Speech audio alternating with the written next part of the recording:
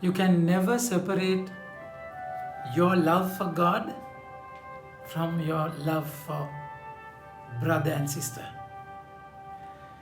20th week in ordinary time, 20th of August, Friday reflection. When Jesus was tested today in the Gospel, Pharisees heard that Jesus had silenced Sadducees. They gathered together. Of course, Pharisees and Sadducees are dead against each other. But then to trap Jesus, they come together. So that's the nature of evil, isn't it? So they got together. One of them, the lawyer, asked him a question to test him. What is the greatest commandment? Of course, those days, love for God and love for love for each other is a separate law. But Jesus takes them together and unites them. So in the translation, of course, it is first and second. First, love of God. Second, love of man. It is separated. But then original text, of course, both are equal. It's not first and second. It is same law, two segments. So there is no gradation. There is no gradation in these laws. So because loving God, you cannot love God. You refer to John, 1 John chapter 4 verse 18. If you love God, you cannot love God who is invisible, whom you cannot see, by hating your brother whom you can see. So if the person who loves God, naturally, he has to love the neighbor. There's no other way. So in the other way, if you want to truly love your neighbor, you have to love God. Without experience that love, because God is love, you will never be able to love your brother. So these two laws you can never separate. We find, my dear friends, in the reading, book of Judges, how Naomi was tested with situations.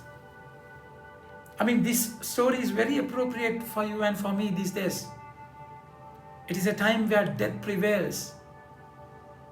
We hear a lot of death in Sri Lanka, isn't it? Death in numbers, hundreds. So near and dear ones are dying. People are suffering. So Naomi is in a land of famine. And then that's why they were in Bethlehem in Judah. They were going to the country of Moab. And there, Elimelech, the husband of Naomi, died. Not only him, both the sons, Mahlon and Chilon, died. But the sons. I mean, for a mother, my dear friends, for a mother, for a wife, husband dying means loses everything.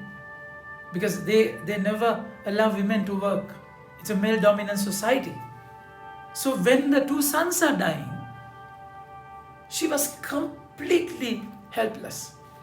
It is a dire strait where she lost all the support in the world. So do the two daughter-in-laws, Orph and Ruth. So that's exactly what happened to them. They were completely without support all of a sudden. It is a situation in life, isn't it? Where we lose the worldly strength all of a sudden. That's the nature of the worldly strength. We can lose it immediately. What we have today, we might not have next time, isn't it? So they were completely cut off. They were strengthless. It was a terrible state that they were in. And then, of course, Orpah, the one wife of the son, she went to their own land. And Ruth, see the words of Ruth, for where you go, I will go. And where you lodge, I will lodge. Your people shall be my people, and your God, my God.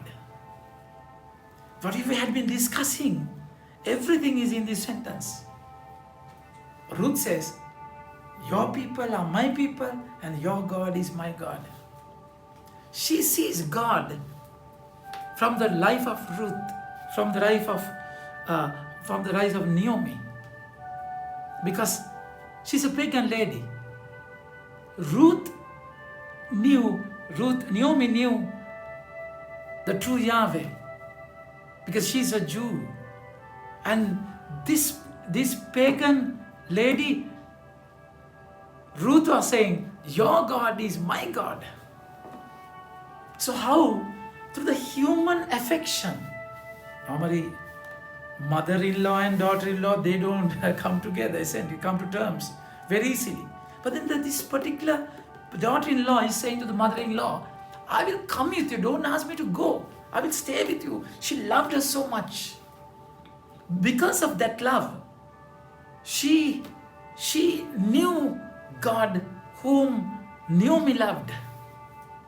So that's exactly why I told you earlier. Love for God, love for man, you cannot separate, my dear friends. But then the Lord is saying, you have to love your God from all your heart, from all your soul, from all your mind. How to do that? That's important. Because God is love. 1 John chapter 4 verse 19 it is said, we love each other because He first loved us. So your first step, God has taken the first step to come down to us. So your first step to be with Him. He's the author of love, source of love. He is love, my dear friends. So once you go there to Him, with your broken nature, rejected nature, bitter nature, when you go there, the way He loves you will heal you completely. And that will help you to love Him. You learn love from Him, isn't it? So then only, the moment you experience His love, only you will be able to love Him from your heart, from your strength, and from your mind, soul and mind. So my dear friends, so that love would definitely manifest to each other. If you go to Him the way He loves you, you begin to love yourself.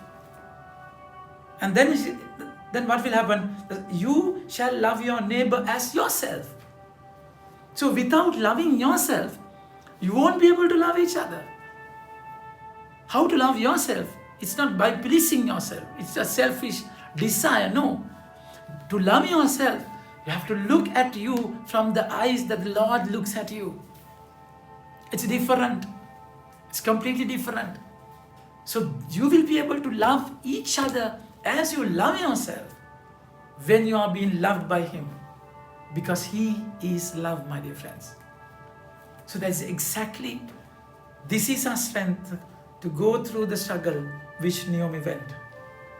This is the way how we experience love as Ruth experienced love through her mother-in-law. This is how we are to live. As Naomi loved Ruth, she saw God in Naomi. Ruth saw God in Naomi. This is all intertwined, interconnected. Love for God, love for yourself, love for neighbor. Because we all are one connected unit, one family, my dear friends. Think about it. Have a nice day.